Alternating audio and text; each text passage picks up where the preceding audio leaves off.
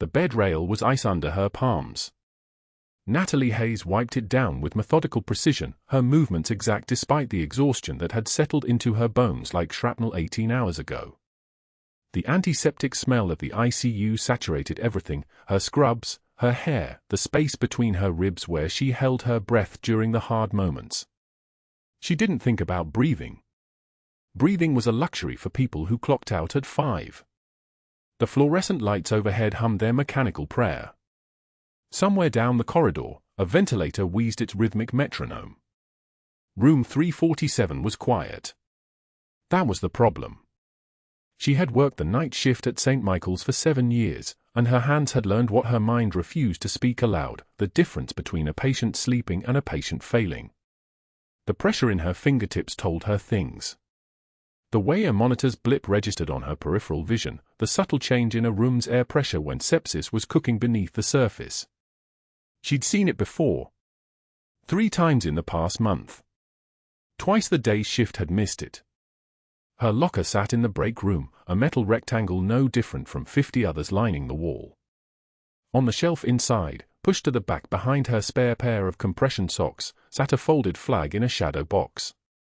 The fabric was cream-colored now, aged from white, the edges worn soft from her fingers tracing them during the 3 a.m. shifts when the hospital felt less like a place of healing and more like a museum for the forgotten. She didn't open the box anymore. She didn't need to.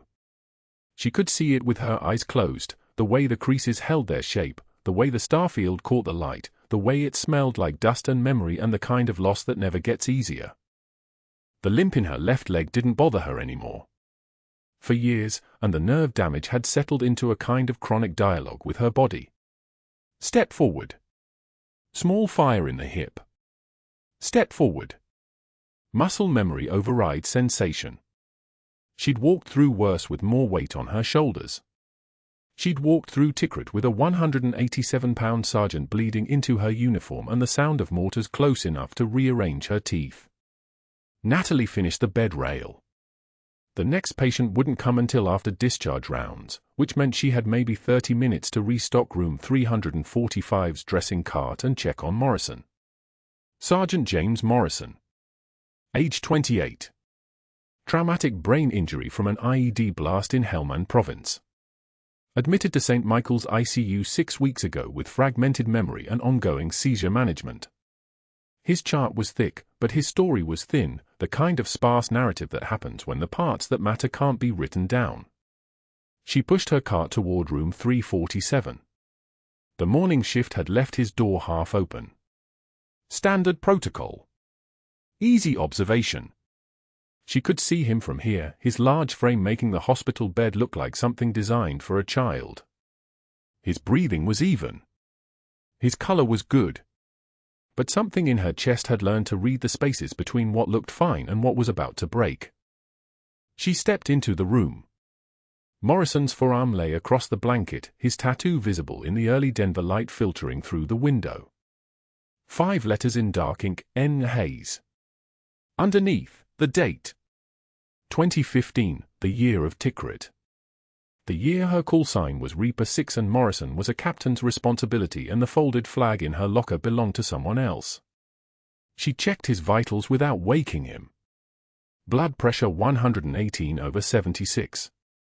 Heart rate 62. O2 sat at 96%. All normal. All fine. All exactly the kind of normal that preceded the catastrophic in field medicine, where the patient could code in the 30 seconds between one check and the next. His chart lay on the bedside table. She opened it without thinking, the gesture so routine that it looked like nothing, just a nurse doing her job, documenting the day's shift's notes. But her eyes were already reading ahead, already seeing the problem nobody else had flagged yet. Surgical site showed signs of seroma formation. Minor swelling. Nothing critical. Except she'd seen this exact progression in a 47-year-old male in 2019 who'd developed compartment syndrome 48 hours after what everyone called a routine surgical repair. The pressure builds silently. The tissue begins to fail. And then the patient crashes and there isn't enough time to call the surgeon and explain what you saw coming because you were trained to see bodies the way other people read maps. She made a note in the electronic system. Flagged it for the day team. Not because protocol required it. Because Morrison had her name tattooed on his skin and she was the only person in this hospital who understood what that meant. The double doors of the ICU slid open with a hiss of pressurized air. Dr. Marcus Pierce arrived at 7:33 a.m., exactly 13 minutes before grand rounds were scheduled to begin. His white coat was pressed to the kind of perfection that required money and a dry cleaner who understood hierarchy. His stethoscope hung around his neck like a credential, like proof that he had the right to walk into any room and declare what was broken. Natalie didn't look up from her charting. The rule of the ICU was simple: make yourself smaller when Pierce entered. He had opinions about nurses. Opinions that moved through the hospital like weather patterns, affecting which shifts you got scheduled, which doctors treated you like a professional and which ones asked you to fetch them coffee, which families trusted you and which ones whispered requests to speak with the real doctor. She could hear him at the nurses' station. She could hear his voice, pitched just loud enough to carry, turning his morning rounds into a performance. "All right, residents, let's talk about documentation failure. Excellent teaching case this morning." His voice had the quality of a man who liked the sound of his own thoughts. Room 341. "I want you to look at the intake charting from our night shift." Nurse Hayes submitted a medication administration record that shows, he paused for effect. Shows no notation of aspiration risk despite a patient with decreased swallow reflex. Clear documentation error. This is what happens when we assume nursing staff have the training to catch what physicians might miss. Natalie's hand didn't tremble. Her jaw didn't clench. She simply moved the cursor forward on her screen and documented one more 02 sat reading for Morrison, her movements precise and methodical. The lie would unravel when anyone actually checked the chart. She documented the aspiration risk 3 times in the intake. But that wasn't the point. The point was that Pierce needed the residents to understand one thing: Nurse Hayes wasn't reliable. She didn't know then what she would learn by 1:27 p.m. She didn't know that his campaign had been building for 6 weeks, ever since she'd corrected him in front of a medical student about the proper dosing for a pediatric patient on their 3rd day of ICU care. Dr. Pierce didn't accept correction. Not from anyone. Especially not from someone who wore scrubs instead of a white coat. The grand rounds continued without her.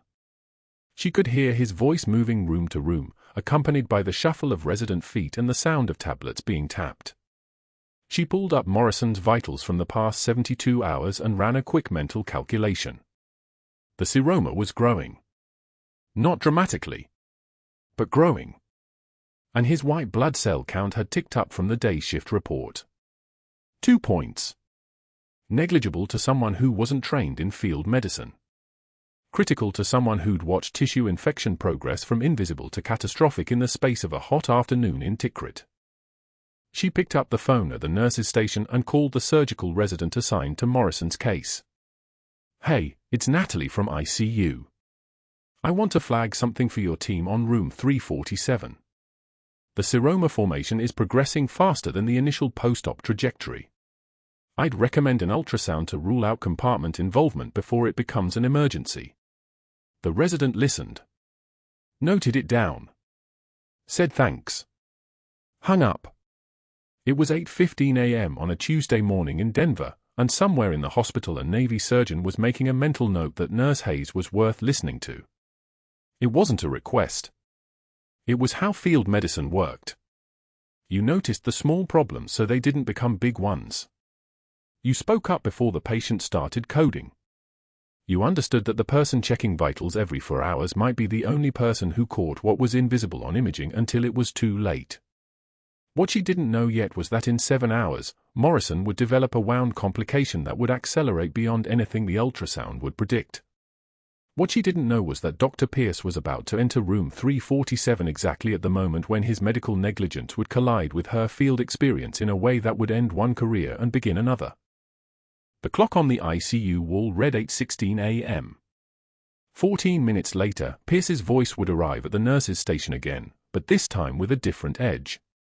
But first, Natalie finished her documentation. She restocked the dressing cart for room 348. She checked Morrison's monitor one more time, noting that his heart rate had climbed to 68 and his breathing pattern had shifted to something marginally more shallow. And she walked back to the breakroom to put on the fresh pair of gloves she would need for the next 4 hours, her left leg moving through its practiced compromise with physics and nerve damage, her hands steady as surgical lasers, her mind already 7 moves ahead of whatever was about to happen. The fluorescent lights hummed their mechanical prayer. The ventilators wheezed their rhythm. And in room 347, Sergeant James Morrison slept through the early signs of his own crisis, unaware that the woman who had once carried him through enemy fire was now watching his monitors the way other people watch horizons, waiting for the storm they could already taste in the air. The break room smelled like burnt coffee and stale microwaved popcorn. Natalie stood at the vending machine, her fingers hovering over the button for chamomile tea, when Dr. Pierce's voice cut through the fluorescent hum like a scalpel through flesh. He'd positioned himself near the central station, 2 residents clustered around him like remoras circling a shark, their laughter already primed before he even spoke. "I'm genuinely curious," Pierce said, his tone dripping with the false warmth of someone performing cruelty for an audience. "Did our little nurse actually pass her boards, or did she order that license off Amazon with her stethoscope?" The residents erupted. One of them, a third-year named Chen, nearly choked on his energy drink. Their laughter carried that particular edge of pack mentality, the kind that only happens when someone with institutional power gives permission to mock. Natalie's tea dispensed with a mechanical hiss. She reached for it without turning around, her movements precise, economical. Her hands didn't shake. They never did. The vending machine's motor whirred as she retrieved her cup. Steam rose from the opening, carrying the sharp bite of chamomile. Behind her, Pierce was still talking, still performing. I mean, the documentation errors alone would be comical if they weren't so dangerous. How does someone work in an ICU for this long and not understand basic charting protocols? Another laugh. Smaller this time. One of the residents was already losing interest, checking his phone, but Chen leaned in closer, hungry for more. Natalie turned. One tear had escaped down her left cheek, not from sadness, not from fear, but from the sheer exhaustion of maintaining composure while a man with a god complex weaponized his position against her. She wiped it with the back of her hand before anyone could register it fully, the movement so brief it was almost invisible. Her eyes found Pierce's across 15 feet of linoleum and hospital-grade lighting, and when she spoke, her voice arrived like a bell tolling in an empty cathedral. "Whatever helps you sleep at night, doctor." The room went dead silent. Not the silence of respect, but the silence of people recognizing they'd just witnessed something shift. Chen's energy drink froze halfway to his lips. The second resident, a young woman named Torres, actually took a step back.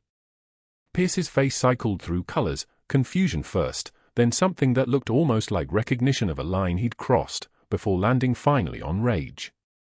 His jaw clenched.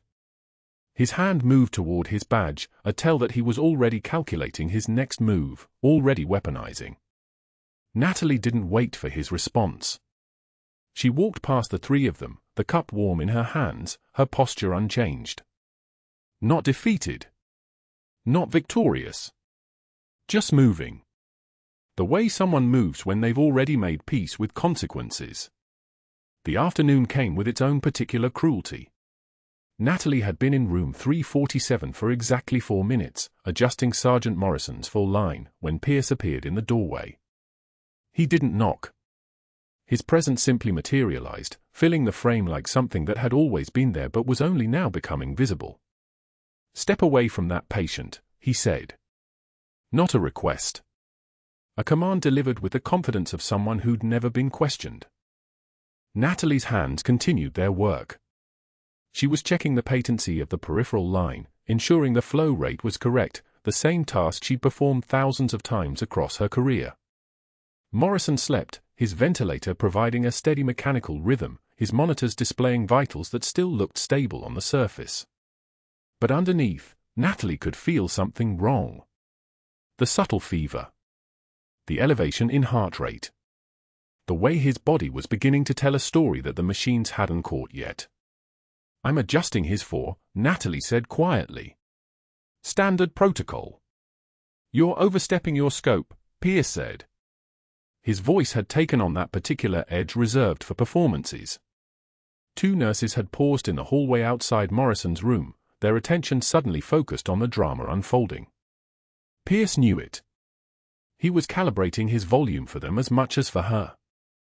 "I'm calling security to escort you from this room. You have no business being here unsupervised." Natalie finished taping the line, the adhesive securing the catheter in place with soft precision. Then she turned to face him, her jaw tightening by a fraction of a millimeter. One measured breath. In through the nose. Out through the mouth. The kind of breathing she'd learned in Tikrit when IEDs were turning sand into shrapnel and decisions had to be made in the space between heartbeats. She met his eyes. Held them. Didn't blink. "I'm the night shift nurse," she said, her voice so quiet that the hallway nurses had to lean in to hear. "This is my patient. I will continue to monitor him every 30 minutes as documented in the standard protocol. If you have a clinical concern, I'm happy to discuss it." Pierce's hand moved toward his phone, hovering over it like a gunslinger reaching for a holster. It was performance. All of it. The two nurses in the hallway were watching now, fully engaged, their attention a currency he was spending like it was worthless. "I don't appreciate your tone," he said. "Step away from the patient now, or I will have security remove you." Natalie stepped back. Not because Pierce had authority. Not because she was intimidated. But because she understood the game being played, and the game required her to give ground now so that ground could be taken later. She stepped back and watched as Pierce gestured for her to leave the room with a dismissive wave, as if she were a servant who'd been temporarily tolerated. The two hallway nurses scattered as she passed, their eyes suddenly very interested in their charts, their computers, anywhere but her face. The poisoning had already begun. She could feel it spreading through the staff like infection through compromised tissue. By the end of the shift, the whispers had crystallized into near certainty: Nurse Hayes was overstepping. Nurse Hayes didn't understand her scope. Nurse Hayes thought she was a doctor. It was insidious work, the kind that Pierce had perfected over years of administrative climbing. He didn't need to yell. He didn't need to fabricate major incidents. He just needed to plant seeds of doubt, water them with strategic comments, and watch them grow into a forest that would be impossible to navigate. Natalie returned to the nurse's station and pulled Morrison's chart. His vitals from the day shift were all there, all documented with the casual certainty of people who'd seen thousands of post-operative patients and knew that most of them healed on schedule. But she was reading between the lines now, the way she'd learned to read the absence of symptoms. His heart rate had climbed from 78 that morning to 94 by noon. His temperature had drifted upward by 0.8 degrees. His urine output had decreased. Nothing dramatic. Nothing that would trigger alarms on its own. But together, these small deviations were composing a sentence that said, something is wrong. Something is beginning to fail. She documented everything with precise language, flagged the attending physician, and settled into the particular kind of vigilance that comes from knowing something others couldn't see yet. Morrison slept through the evening. His monitors continued their steady electronic chorus. And Natalie Hayes, the little nurse that Dr. Pierce was systematically dismantling with whispers and fabrications, pulled a chair to his bedside and prepared to sit vigil through the night, watching, waiting, already knowing what was coming but unable to stop it, unable to do anything but bear witness to what the next few hours would reveal. The fluorescent lights hummed their endless song. Outside, Denver's weather was turning. Dark clouds had begun to mass above the Front Range, moving in with the inevitability of something that could not be stopped, only endured. The clouds had turned the sky the color of bruised metal by the time Natalie's shift settled into the grinding quiet of 2:13 a.m. The hospital's ICU had entered that strange suspended state where time moved differently, slower and faster simultaneously, where minutes felt like hours and hours like minutes. She pushed the med cart down the hallway with the precision of someone who had done this 10,000 times, each movement economical, each decision locked behind the careful calm that had kept her alive in Tikrit and kept her employed here at St. Michael's. Room 347 was at the far end of the corridor, past the nurse's station where the night shift sat hunched over monitors, past the supply closet that smelled of bleach and rubber tubing. Sergeant Morrison was asleep, his breathing steady but shallow, his muscular frame appearing smaller somehow in the hospital bed, the way trauma victims always did, as if their injuries had physically reduced them. Natalie moved through the room like a ship cutting through calm water, nothing wasted, nothing rushed. She checked the 4 lines first, running her fingers along the ports with the kind of attention most nurses reserved for their own children. The peripheral line in his left arm was patent, the flow rate holding steady. His vital signs told the story her trained eye read immediately. Heart rate elevated. 98 beats per minute at rest. The normal range for a sleeping man should have been 60 to 80. His core temperature had climbed to 100.4 degrees, a fever neither the day shift nor the evening shift had documented, because neither of them had looked carefully enough. Because neither of them understood what she understood about Morrison, about what his body carried, about the invisible weight of secrets. She made a note in the electronic health record using her credentials, flagging the fever for the attending's morning review. It wasn't urgent enough for a call, not yet. But it was a warning sign, the kind of small shift in a patient's condition that separated competent nurses from the ones who got people killed. The day shift had missed it. The evening shift had missed it. Natalie Hayes, who had performed emergency field medicine under fire while pieces of building fell around her, would not miss it. Morrison's chest rise and fall seemed labored now that she was looking closely. She placed her hand on his sternum, feeling the subtle vibration of his breathing through her palm. The surgical dressing on his left side, the wound the doctors had repaired 2 weeks ago after his appendectomy, appeared clean from the outside. No visible drainage. No swelling. But there was something wrong with the way his body was moving. The asymmetry of his breathing. The way his left side seemed to lag fractionally behind his right. Natalie straightened, her jaw tightening almost imperceptibly. Internal bleeding. Wound dehiscence. Surgical complication. The words formed in her mind with the clarity of a diagnosis, and she knew, with the bone-deep certainty of someone who had seen catastrophic trauma, that Morrison's condition was deteriorating. Not in the way the monitors would immediately scream about. In the quiet, insidious way that killed people on night shift, when staffing was skeleton crew thin and doctors were asleep in the on-call rooms. The next 6 hours would prove her right. By 4:44 a.m., Morrison had developed what the textbooks called chest wall instability, though Natalie thought of it in simpler, uglier terms. His body was literally coming apart. The surgical complication had progressed beyond the scope of what conservative monitoring could address. His fever had climbed to 101.7 degrees. His heart rate had accelerated to 112. His oxygen saturation, which had been hovering steady at 96%, began a slow, terrible descent, 96, 95, 94, the kind of decline that meant something was preventing his lungs from doing their fundamental job. She was in his room again at 4:45, checking his dressing, noting the subtle oozing that had begun to seep through the gauze at the wound site. Serous fluid with the faint copper scent of blood beginning to mix with the normal discharge of healing tissue. She changed the dressing with precision, her movements automatic, practiced, efficient. Her hands were steady. They were always steady. That was the thing about combat zones that regular life never prepared you for. Your hands didn't shake when everything was falling apart. Your hands became the only thing in the world that mattered.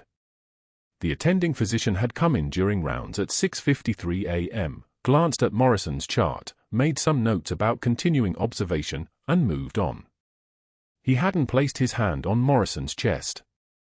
He hadn't felt the asymmetry. He hadn't seen the fever or considered the implications or understood that surgical complications didn't announce themselves with the courtesy of normal hospital escalation protocols. By 7:15 a.m., Natalie had documented 5 separate entries in the chart noting Morrison's deteriorating vitals. The attending had not returned. Dr. Pierce arrived at 8:19 a.m. sharp, moving through the ICU with the kind of territorial confidence that men like him carried like armor. Natalie was outside Morrison's room when she saw him, and her body did something she had spent 18 years training it not to do. It went very still. Pierce was still angry. She could see it in the way he moved, in the tightness around his eyes. The humiliation of her composure yesterday, her refusal to break under his assault at the vending machine, had settled into him like an infection. He saw her watching and his expression hardened. "How is Sergeant Morrison this morning?" she asked, her voice pitched at the precise level that conveyed deference without surrender. The nurse asking the doctor about the patient. The appropriate hierarchy. The way things were supposed to work. Pierce didn't answer. He simply walked past her into the room, and Natalie followed with the chart, standing at a professional distance, knowing the dance well enough to know when she was not welcome. Pierce checked Morrison's vitals off the monitor, barely glancing at the documented trends Natalie had recorded, and was turning to leave when Morrison's eyes opened. "Captain." Morrison's voice was rough, barely above a whisper, but the word carried weight like a grenade. "You came back." The room became very still. Natalie's expression didn't change. Her hands remained at her sides. Her breathing remained controlled. But something shifted in the quality of her presence, not visible, not obvious, but there nonetheless, the way air pressure changes before a thunderstorm. "Rest, Sergeant," she said quietly. "Dr. Pierce is here." Pierce had stopped in the doorway.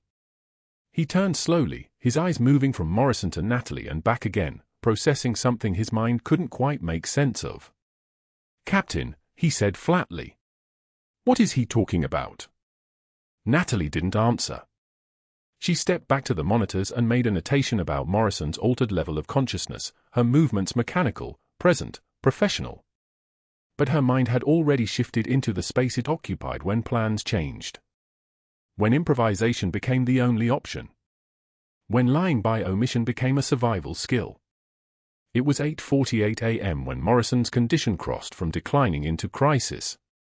His oxygen saturation had plummeted to 87% and was still falling. His heart rate had accelerated to 128.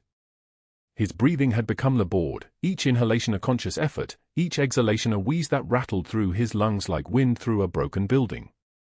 Natalie was monitoring him continuously now, her eyes on the screens, her attention undivided. The intercom crackled. "Code Blue, room 347. The response was automatic and chaotic. The crash cart rolled in with the controlled urgency of a team that had done this hundreds of times. Resident physicians in wrinkled white coats. A respiratory therapist with an intubation kit. 2 nurses from the medical unit, wide-eyed and ready. Dr. Pierce materialized in the doorway, still in the middle of his morning rounds, and he crossed the threshold with the authority of someone who owned the space. "Get him on his back," Pierce ordered, already pulling on gloves, already reaching for the defibrillator pads. "What's the rhythm?" Asystole, the resident called out, staring at the monitor. "No electrical activity. He's not perfusing." "Push epi."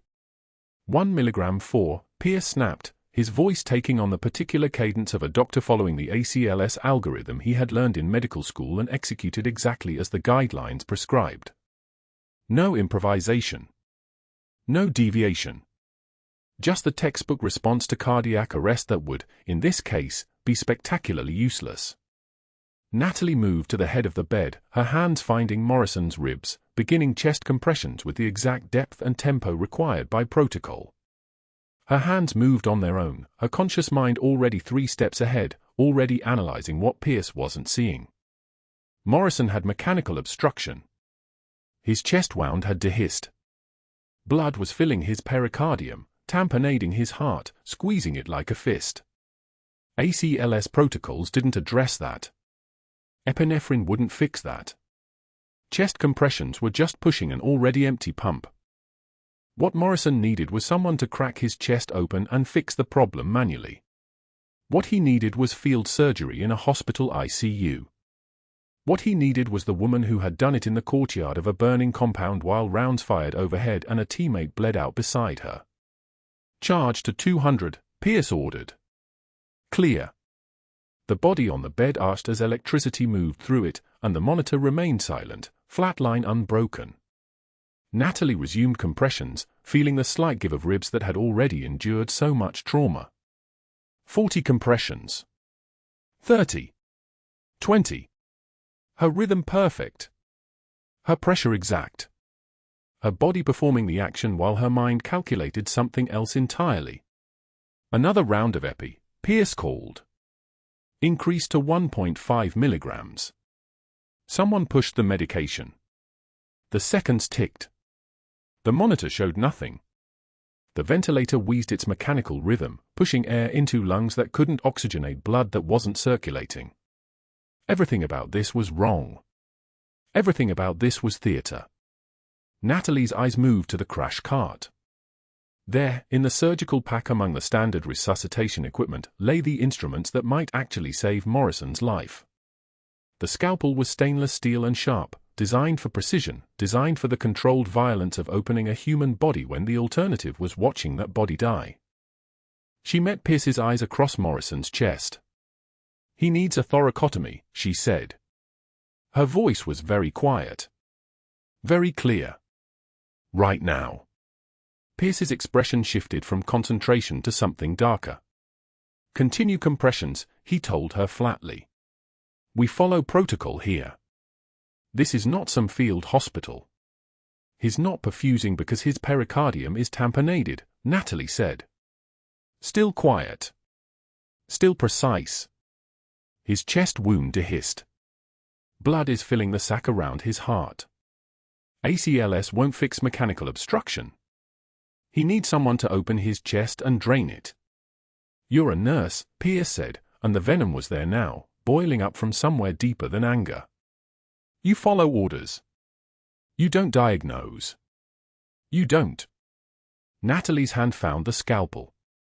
The movement was smooth, practiced, the way a musician picks up an instrument they've held 1,000 times. She held it up between them, the blade catching the light from the overhead fixture, and she met Pierce's eyes with the kind of calm that comes from having already decided that some things matter more than careers. "If you touch him with that," Pierce said, his voice gone very soft, "I will personally ensure you never work in this state again. I will have your license revoked. You will spend the next 5 years fighting litigation that will destroy you. Are we clear?" The monitor screamed. Morrison's oxygen saturation showed 64%. His heart was empty. His blood was pooling somewhere it shouldn't be, squeezing the life out of him one compressed second at a time. Natalie looked at Pierce. Then she looked at Morrison's chest, at the surgical dressing, at the thin barrier between a man's life and his death. And then she sliced. Muscle memory took over. Her hands moved on their own. The scalpel came from the crash cart, 14-gauge needle, suction catheter, and then the blade itself, surgical steel cold against her palm. Morrison's chest heaved with the mechanical desperation of a body trying to die. Flat line. The monitor screamed it. His blood pressure had bottomed at 42 systolic. The on-call surgeon was 20 minutes out. Maybe 19 now. Maybe 18. Natalie didn't hesitate. She didn't look at Pierce. She positioned the scalpel at Morrison's left anterior lateral thoracotomy site, between the 4th and 5th ribs, and cut with the precision of someone who had done this before, not in a Denver ICU, but in the dust and mortar fire of Tikrit Province, 2015, when the world was burning and decisions took 3 seconds or they took forever. Blood welled immediately. Hot. Real. The hiss of air escaping from the chest cavity sounded like old artillery fire in her ears. "What are you doing?" Pierce's voice cracked like thin ice. "Stop. Stop that immediately." She didn't stop. The pericardium came next. Careful. Precise. One wrong angle and she'd sever the left anterior descending artery and Morrison would be dead regardless. Her fingers found the cavity, warm blood coating her gloves past the wrist. She positioned her palm against his left ventricle and began compressions, manual, direct, the kind of compression that only worked when you could reach inside a human chest and hold their heart in your hand like it was made of something more resilient than muscle. Thump. Thump. Thump. 1, 2, 3 seconds. The monitor flickered. Still flat. Her compressions continued, steady as a metronome, the kind of steady that comes from having already survived the worst. Natalie had held a man's heart in her hands before. She had felt it stop. She had felt it restart. This wasn't her first resurrection. You're exceeding your scope of practice. You're violating every protocol in this hospital. Pierce was moving toward her now, his voice high-pitched, almost panicked. 2 residents blocked him. The charge nurse stared at Natalie with an expression somewhere between horror and understanding. "Get 1 milligram epinephrine ready," Natalie said. Her voice had dropped an octave. Not a request. A command. One of the residents scrambled. The other simply watched. Pierce was shouting something about calling security, about unauthorized procedures, about malpractice, but his words had become background noise, white noise, like rain on a roof that you stopped hearing after a while. 30 seconds of compressions. 40. The monitor remained flat. Natalie's arm didn't waver. Her breathing stayed even. Most nurses trained for this moment would be shaking by now, adrenaline making their hands unreliable. Natalie's hands were steady as a surgical laser because she had learned steadiness in a place where shaking meant people died. Shaking meant the mission failed. Shaking meant you didn't come home. "Epi going in," the resident called. Natalie continued compressions. 1, 2, 3, 4. The needle penetrated Morrison's femoral vein. She directed the placement with a single word, "There." The epinephrine flowed. 50 seconds now. Her palm remained inside his chest, feeling the texture of his heart like a wet baseball in her grip. "Come on, Sergeant. Come on." Not today. Not on her watch. 60 seconds. The monitor beeped. Then beeped again. A rhythm. Thin. Jagged. But present. Sinus. Weak, but there. O2 sat climbed, 58, 62, 68, 74. Her compressions continued for another 30 seconds, premature to stop was how you lost them, and then she slowly, carefully withdrew her hand. Blood dripped from her gloves. Morrison's chest rose and fell with the ventilator's rhythm. His blood pressure on the monitor, 67/41. Still critical, but ascending. Still alive. "Get me a vascular clamp and suction. Now." She was sewing before the attending could move, before Pierce could form another word. "The pericardium first." Her sutures were tight, even, the work of someone trained in field medicine under conditions that made Denver's bright ICU look like a luxury spa. The bleeding slowed. Stopped. She sealed the chest cavity with the efficiency of someone who had done this in a tent with mortar rounds hitting 50 feet away. The attending surgeon arrived at 5:22 a.m. Natalie stepped back from the bed, her scrub soaked crimson, her gloves dripping. Morrison's blood pressure had climbed to 89/52. Still unstable, but salvageable. The surgeon took one look at the field, at the precision of the sutures, at the clamp placement, and said nothing. Just nodded. Just took over. Natalie walked to the sink and began washing her hands. The blood swirled down the drain in lazy spirals. Pink water, then clear. Her hands didn't shake. Her breathing remained even. Behind her, she could hear Pierce on his phone, his voice rapid, urgent, strategic. "Yes. I'm documenting everything. Unauthorized procedure. Complete violation of scope. Yes, I have witnesses. I want her terminated. This morning. Before the day shift arrives." She dried her hands on a paper towel and didn't turn around. By 6:24 a.m., the hospital administrator stood at the threshold of the ICU with 2 security guards flanking him like bookends. His suit was pressed. His expression was neutral. He carried a manila folder that contained her termination letter, and he didn't need to open it for Natalie to understand every word. She had read this script before, just in different languages, in different deserts, in different lives. Effective immediately, the administrator said. His voice was careful, practiced. Unauthorized surgical procedure. Violation of scope of practice. Breach of hospital protocol. We've made the decision to terminate your employment. Pierce stood beside him, arms crossed, vindication written across his face like graffiti. Behind them, 3 nurses watched. One resident pretended to study a chart. The attending surgeon who had arrived at 5:51 a.m. stood in Morrison's doorway, his expression unreadable, and did not speak. Natalie took the manila folder. She didn't open it. She didn't argue. She didn't defend herself. Because defending herself meant explaining that she had spent 6 years undercover as a nurse at St. Michael's. That her presence in Morrison's room wasn't coincidence, it was assignment. That the Pentagon had embedded her here specifically to monitor a soldier who'd been exposed to classified intelligence before his traumatic brain injury. That Morrison's survival wasn't just medical, it was operational necessity. That blowing her cover now meant compromising a security clearance review that hadn't even completed yet. Silence was safer. Acceptance was strategy. I understand, she said quietly.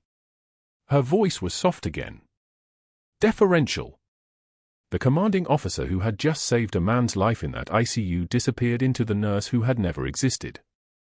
I'll gather my things. She walked to her locker at 6:23 a.m. while the hospital was still transitioning between night and day shift. The cardboard box came from the break room. The cracked coffee mug that said "World's Okayest Nurse" fit easily into the bottom. A dying succulent that she'd never remembered to water followed. A photograph came last, the one she kept in the back of her locker, the one showing a young soldier with Morrison's eyes, taken in 2015 at Forward Operating Base Shank in Loga Province. A soldier named Patterson. A teammate. A friend. The flag from his memorial service sat folded in her apartment, had been sitting folded in her apartment for 8 years, waiting for a moment like this.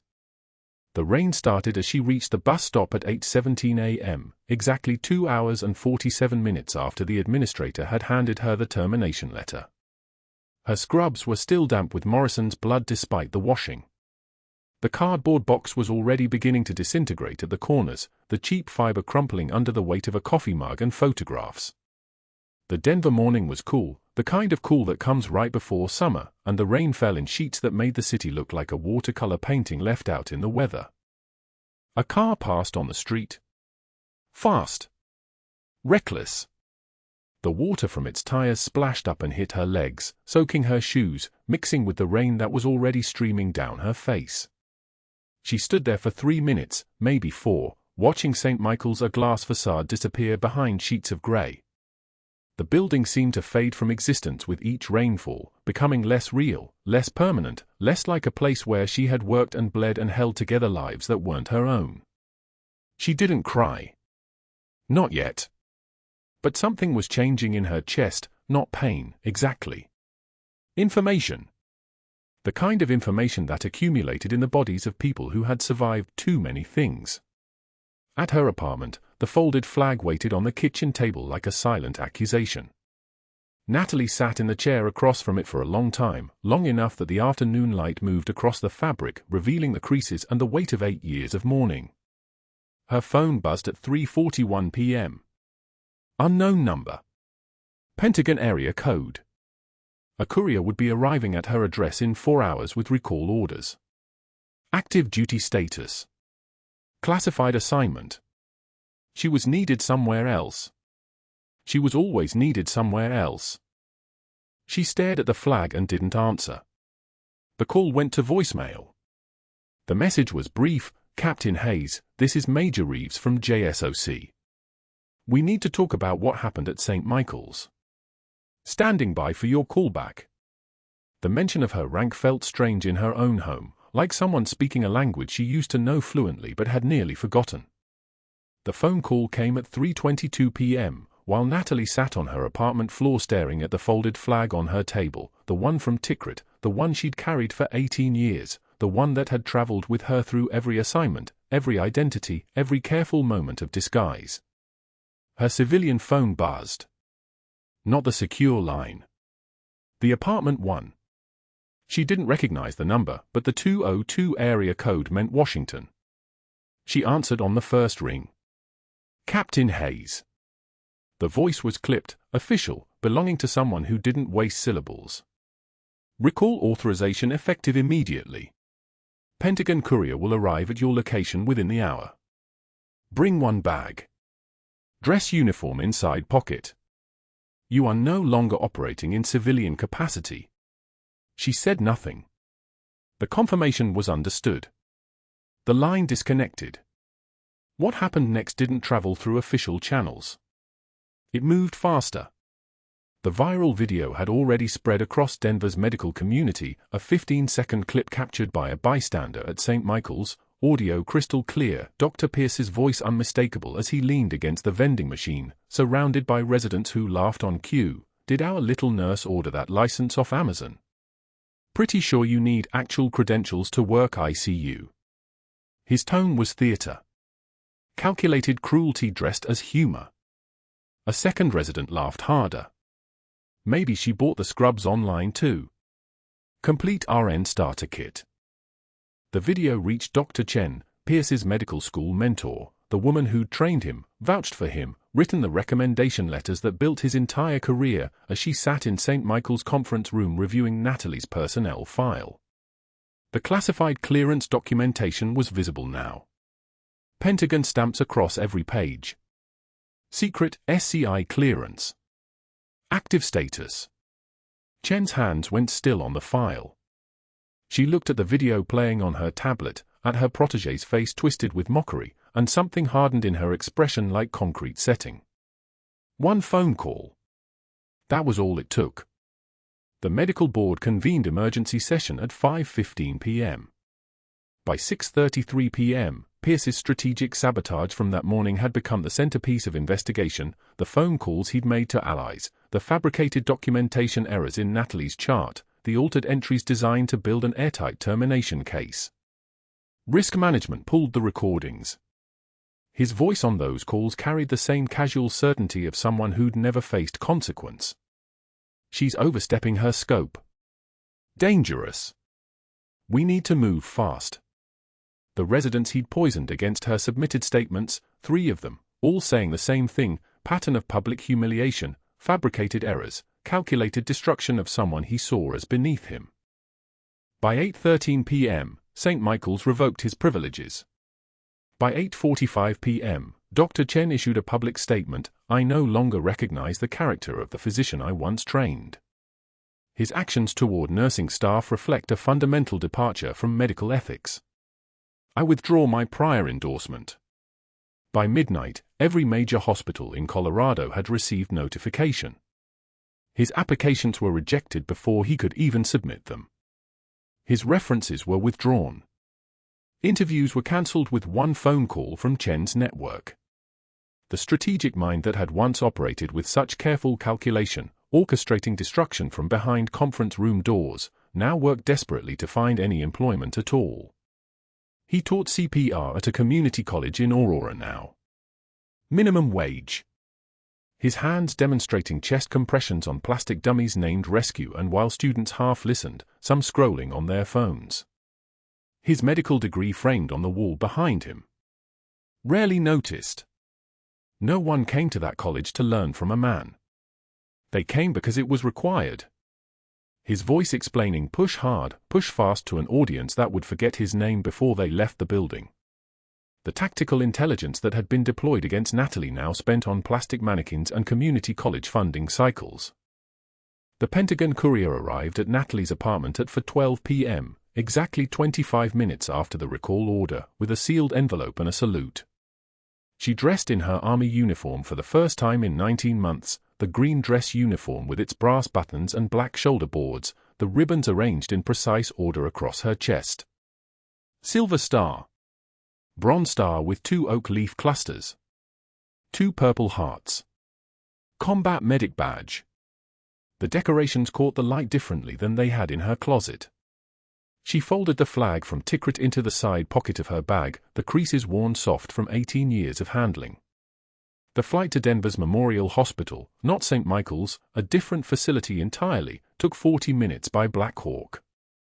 She sat alone in the rear compartment, the rotor washer rhythm she'd known her entire adult life, and when the bird touched down on the roof landing pad, a two-star general was waiting. His presence moved the air like a pressure change. He saluted her. Not the casual gesture. The precise, respectful salute that one officer gives to another, his fist held tight against his chest. "Captain." His voice carried the weight of someone accustomed to command. "Sergeant Morrison is asking for you. He's asking by name." They moved through the hospital corridors, and Natalie felt the stares, hospital administrators who'd suddenly realized what they'd terminated, medical staff who'd witnessed a nurse become a ghost and now saw her accompanied by a general officer. The air itself seemed to shift around her uniform. These weren't the scrubs they'd known. These were the decorations of someone who'd bled for the country, someone who'd made choices in Tikrit that shaped the rest of their life.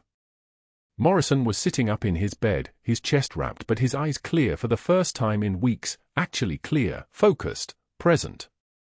His gaze found her in the doorway and something shifted in his expression. Recognition. Not the confused recognition of a man trying to place a face. The recognition of a soldier remembering command. "Captain." His voice cracked on the word. "You're still here."